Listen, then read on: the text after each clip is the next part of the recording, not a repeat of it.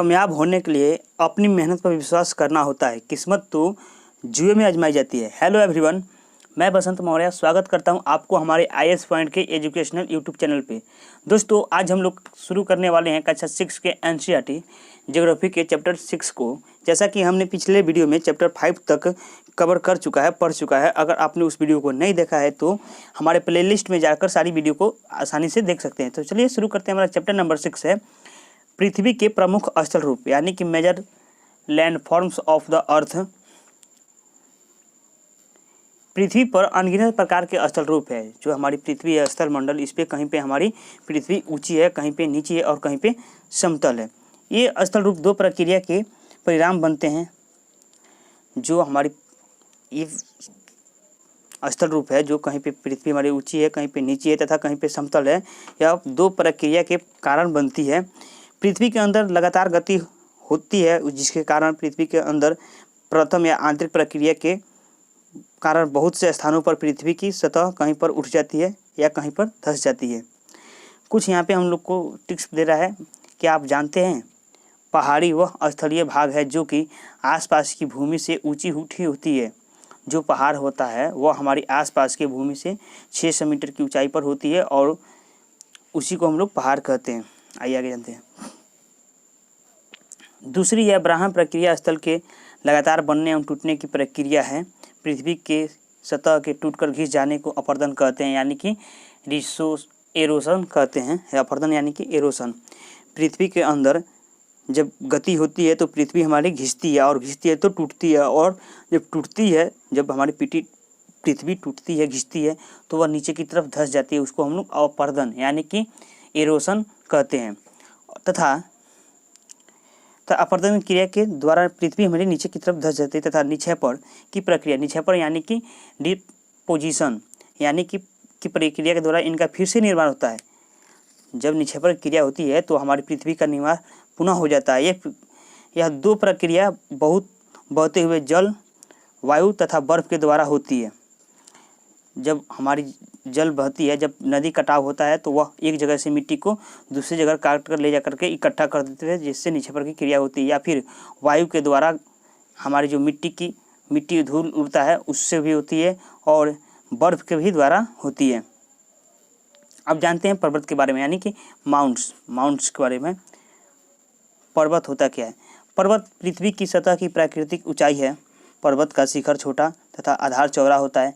यह आसपास के क्षेत्र से बहुत ऊंचा होता है। कुछ पहाड़ बादलों से भी ऊंचे होते हैं। जैसे जैसे हम ऊंचाई पर जाएंगे, जलवायु ठंडी होती जाती है। देखिए, जो हमारी पर्वत है वह आसपास की ज़मीन होती है उससे काफ़ी ऊंची होती है, और उसका ये आधार जो होता है वह शंकुआकार नहीं, वह काफ़ी चौड़ा आधार उसका चौड़ा होता है।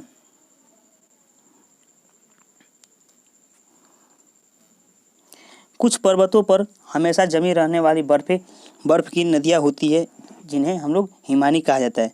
बहुत से ऐसे पर्वत होते हैं जिनके ऊपर बर्फ की नदियाँ जमी होती है, और वह जब अत्यधिक उष्मा यानी गर्मी पड़ता है तब वह बर्फ पिघलने लगता है और वह बहने लगता है पानी के रूप में, तो जिससे बाढ़ आती है और उसी पानी से सिंचाई होता है। बहुत सारे कार्य होते हैं। देखिए, जो समुद्र कुछ ऐसे भी पर्वत हैं जो समुद्र के भीतर तथा उन्हें आप नहीं देख सकते। कुछ ऐसे भी पर्वत हैं जिसको हम लोग जब नहीं देख सकते, वो समुद्र के अंदर होते हैं। कठोर जलवायु होने के कारण पर्वतीय क्षेत्रों में बहुत कम लोग निवास करते हैं। वहाँ का धरातल खड़ी ढाल वाला होता है तथा कृषि योग्य भूमि की कमी होती है। जो कठोर जलवायु वाले होने के कारण पर्वतीय क्षेत्रों में बहुत कम लोग होते हैं। पर्वत पे खेती करना, यहाँ पे वहाँ पे रहना बहुत कठिनाइयों का सामना करता है। वहाँ की जो भूमि होती है वह कृषि करने यानी खेती करने लायक नहीं रह जाती है। उसमें भी बहुत प्रकार की दिक्कतें आती है। पर्वत एक रेखा के क्रम में भी व्यवस्थित हो सकते हैं, जिसे श्रृंखला कहा जाता है।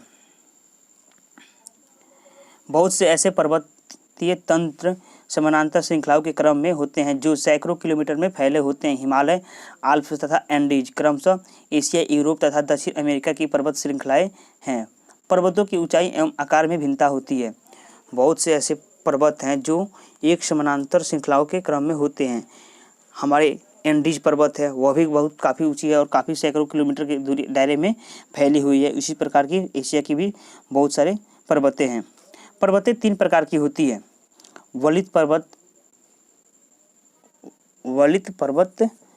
और बृहस्पति पर्वत तथा ज्वालामुखी पर्वत। आइए यहाँ पे कुछ जानते हैं हम लोग। प्रशांत महासागर में स्थित मनाके पर्वत हवाई द्वीप, जिसे हम लोग हवाई द्वीप भी कहते हैं अपनी भाषा में, सागर की सतह के नीचे स्थित है। इसकी ऊंचाई 10,205 मीटर एवरेस्ट शिखर से भी अधिक है। जो महासागर के अंदर है, जिसको हम लोग नहीं जानते हैं, उसको हम लोग देखते नहीं हैं, तो वो एवरेस्ट की चोटी से भी अधिक ऊंची है। आइए अब जानते हैं हम लोग। इधर हिमालय तथा आल्प्स पर वलित पर्वत हैं, जिनकी सतह उभर खाबर तथा शिखर शंकुआकार है। जो हमारी हिमालय आल्प्स पर्वत है, उनकी जो सतह होती है, वह सतह नीचे वाली वह उभर खाबर होती है, तथा उसका जो यह शिखर है, यह शंकुआकार की तरह होता है, ऐसे शंकुआकार की तरह होता है। अपरदन की प्रक्रिया के कारण यह श्रृंखला घिस गई है। उत्तरी अमेरिका के अपलेशियन तथा रूस के यूराल पर्वत गोलाकार दिखाई देते हैं एवं इनकी ऊंचाई कम है। ये बहुत पुराने वलित पर्वत हैं। अत्यधिक अपरदन के कारण जो इसका शंकुआकार भाग है, वह काफ़ी घिस चुका है। और वलित पर्वत यानी कि बहुत पुराना पर्वत हैं। यूराल पर्वत हो गया, अपलेशियन पर्वत हो गया रूस का, ये सभी इनकी ऊंचाइयों में से कम है। ये बहुत पुराने वलित पर्वत हैं। आइए यहाँ पे जानते हैं। जब बहुत बड़ा भाग टूट जाता है तब तथा ऊर्ध्वाधर रूप से विस्थापित हो जाता है, तब बृहस्पति पर्वतों का निर्माण होता है। ऊपर उठे हुए खंड को उत्खंड हाइस्ट तथा नीचे धंसे हुए खंड को द्रोणिका भ्रंश ग्रोवन कहा जाता है। यूरोप की राइन घाटी तथा वांजेस पर्वत इसी तरह के पर्वत तंत्र के उदाहरण है। देखिए, जो ये उत्खंड हो गया, ये ऊपर की तरफ है और यह नीचे की तरफ धंस गया और फिर ऊपर की तरफ है। इसको मैं अभी आप लोगों को दिखा रहा हूँ। आइए इसको हम लोग समझते हैं। ये देखिए, इसकी जो कुछ भाग है वह ऊपर की तरफ हो रही है और यह नीचे की तरफ धंस जा रही है और यह फिर ऊपर की तरफ हो जा रही है। इसी प्रकार को हम लोग द्रोणिक या फिर उत्खंड भ्रंश कहते हैं। ज्वालामुखी पर्वत ज्वालामुखी क्रियाओं के कारण बनते हैं। अफ्रीकी का माउंट किलिमंजारो तथा जापान के फ्यूजियामा इसी तरह के पर्वतों के उदाहरण हैं। ज्वालामुखी जो पर्वत होता है, वह ज्वालामुखी के कारण ही बनता है। पृथ्वी, देखिए, पर्वत बहुत लाभदायक होते हैं। पर्वत जल के संग्रहण होते हैं। बहुत सी नदियों का स्रोत पर्वतों में स्थित हिमानियों में होता है। जलाशयों के जल को लोगों तक पहुंचाया जाता है। जो पर्वत होता है वह हमारे लिए बहुत लाभदायक होता है। उससे हम लोगों को नदियों में स्रोत, मतलब कि वह एक दूसरे को नदियों को जोड़ता है और फिर जलाशयों को जलों को लोगों तक पहुंचाता है, खेतों की सिंचाई करवाता है और बिजली की उत्पत्ति उसी से होती है। पनबिजली की उत्पत्ति उसी से नदी, घाटी तथा वेदिकाओं कृषि के लिए उपयुक्त होती है। पर्वतों में अलग अलग प्रकार की वनस्पतियाँ तथा जीव जंतु पाए जाते हैं। वनों में हमें ईंधन, चारा, आश्रय तथा दूसरे उत्पाद जैसे गोंद, रेजिन इत्यादि प्राप्त होते हैं। सैलानियों के लिए पर्वतीय भाग उपयुक्त स्थान है। ये पर्वतों तक की यात्रा उनकी प्राकृतिक सुंदरता को देखने के लिए करते हैं। विभिन्न प्रकार के खेल जैसे paragliding, hang gliding, river rafting तथा स्कीइंग पर्वत के प्रचलित खेल हैं। पर्वतों पे बच्चे सब खेलते हैं और बहुत से इंसान लोगों भी खेलते हैं। आइए अब जानते हैं हम लोग पठार के बारे में। पठार यानी कि प्लेटूस। पठार उठी हुई एवं सपाट भूमि होती है। यह आसपास के क्षेत्र से अधिक उठा हुआ होता है तथा इसकी ऊपरी भाग मेज के समान सपाट होता है। किसी पठार के एक या एक से अधिक किनारे होते हैं जिनके ढाल खड़े होते हैं। पठारों की ऊंचाई प्रायः कुछ 100 मीटर से लेकर कई हजार मीटर तक हो सकती है। पर्वतों की तरह पठार भी नए या पुराने हो सकते हैं। भारत में दक्कन का पठार पुराने पठार में से एक है। केन्या, तंजानिया तथा युगांडा का पूर्वी अफ्रीकी पठार एवं ऑस्ट्रेलिया का पश्चिमी पठार इस प्रकार के उदाहरण हैं। जो हमारा पठार है, देखिए, ये हमारा पठार का फिगर। इसकी जो सपाट वाली भाग होती है, यह काफ़ी लंबी होती है। और इसका ये वाला भाग होता है ऊपर की तरफ काफ़ी उठा हुआ होता है। इसकी भी भाग मेज के समान होता है। आइए जानते हैं आगे। विश्व का सबसे ऊंचा पठार है जिसकी ऊंचाई मध्य समुद्र तल से 4000 से 6000 मीटर तक है। पठार बहुत उपयोगी होते हैं क्योंकि उनमें खनिजों की प्रचुरता होती है। जो हमारे पठार होती है उसी में से खनिजों की उत्पत्ति, मतलब उसमें से खनिजों को खोद करके निकाला जाता है और वह मानव के लिए बहुत ज़्यादा उपयोगी होता है। यही कारण है कि विश्व के बहुत से खनन क्षेत्र पठारी भागों में स्थित है। अफ्रीका का पठार सोना एवं हीरो के खनन के लिए प्रसिद्ध है। जो अफ्रीका का पठार है उसमें सोना तथा हीरा पाए जाते हैं। और भारत में छोटा नागपुर का जो पठार है उसमें कोयला तथा मैग्नीज, लोहा, बहुत सारे भंडार हैं। उसको हम लोग खनन करके निकाल लेते हैं और उसको फिर से रिफाइनरी किया जाता है। देखिए, पठारी क्षेत्रों में बहुत से जलप्रपात हो सकते हैं क्योंकि यहाँ नदियाँ ऊंचाई से गिरती है। भारत में छोटा नागपुर पठार पर सौररेखा नदी पर स्थित हुंडरू जलप्रपात तथा कर्नाटक में जुल जलप्रपात इस प्रकार के जलप्रपात के उदाहरण हैं। लावा पठार में काली मिट्टी की प्रचुरता होती है जो उपजाऊ है एवं खेती के लिए काफ़ी अच्छी होती है। कई पठारों में रमणीय स्थल होते हैं जो पर्यटकों के आकर्षित करते हैं।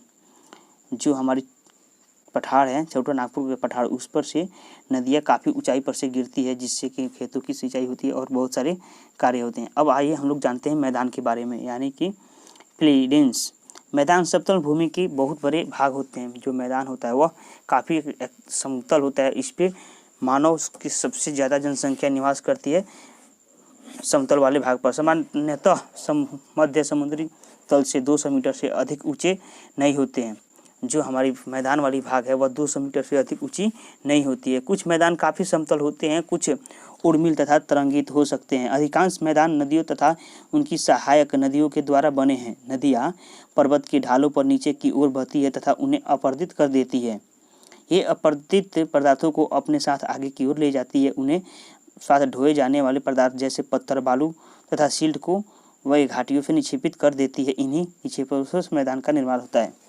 जब हमारी नदियों पर से पहाड़ पठारों पर से नदियाँ की जो पानी गिरती है, तो जब गिरती है तो वह पहाड़ के छोटे छोटे टुकड़े और मिट्टी को काट करके एक जगह से दूसरी जगह ले जा करके इकट्ठा कर देती है, जहाँ पे मैदानों का निर्माण होता है और वहाँ पे लोग निवास करते हैं। देखिए, सामान्यतः मैदान बहुत अधिक उपजाऊ होते हैं। यहाँ परिवहन के साधनों का निर्माण आसान होता है, इसलिए ये मैदान विश्व के सबसे अधिक जनसंख्या वाले भाग होते हैं।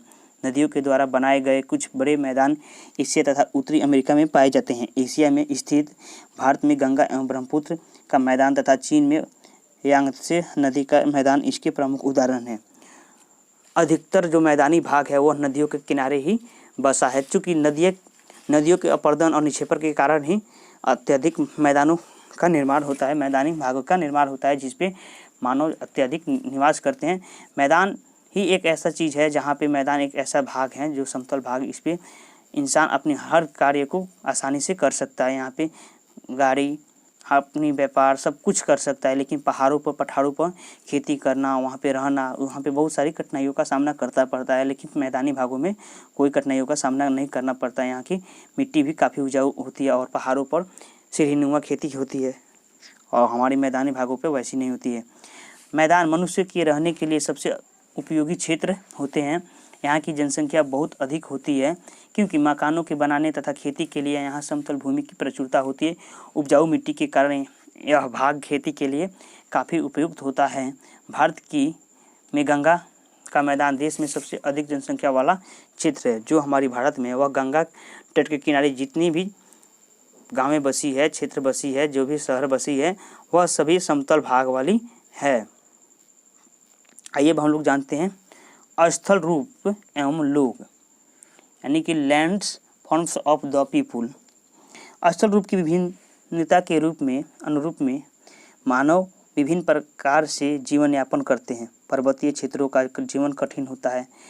मैदानी क्षेत्रों का जीवन पर्वतीय क्षेत्रों की तुलना में सरल होता है।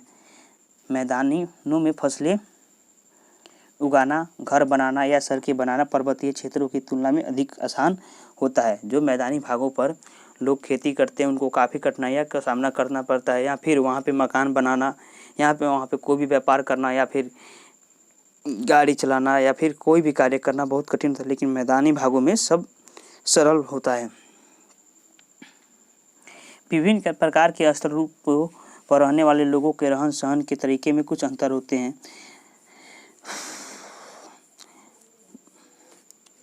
क्या आप उनमें से कुछ अंतरों को बता सकते हैं? कभी कभी प्राकृतिक आपदाएं जैसे भूकंप, ज्वालामुखी, उद्गार, तूफान या बाढ़ बहुत विनाश कर देते हैं। इन आकस्मिक घटनाओं के बारे में जागरूकता पैदा करके हम इनमें से देखिए, जब जो लोग पठार पे पर्वत पे रहते हैं उसमें कभी कभी भूस्खलन हो जाता है और कभी कभी पहाड़ी अपने आप ही टूट कर गिर जाती है, जिससे काफ़ी लोगों की मौतें हो सकती है। अभी हाल ही में उड़ीसा में ऐसा ही एक घटना हुआ है जब हम पे पहाड़ टूट करके गिर गया है, जिसके वजह से काफ़ी लोगों की मृत्यु हो चुकी है। लेकिन समतल भाग में जो रहने वाले लोग होते हैं उन पे ऐसे कठिनाइयों का सामना नहीं करना पड़ता है, लेकिन जो पर्वत पठारों पर रहते हैं उन लोगों को काफ़ी कठिनाइयों का सामना करना पड़ता है। उन लोगों का कठिन जीवन है। देखिए, हम कितने तरीक़ों से जल एवं स्थल का उपयोग में ला सकते हैं, इसका पता हम अपने आसपास के क्षेत्रों में से लगा सकते हैं। प्रायः हम स्थल का उपयोग गलत तरीके से करते हैं, जैसे उपजाऊ भूमि पर मकान का निर्माण करना। इस प्रकार हम लोग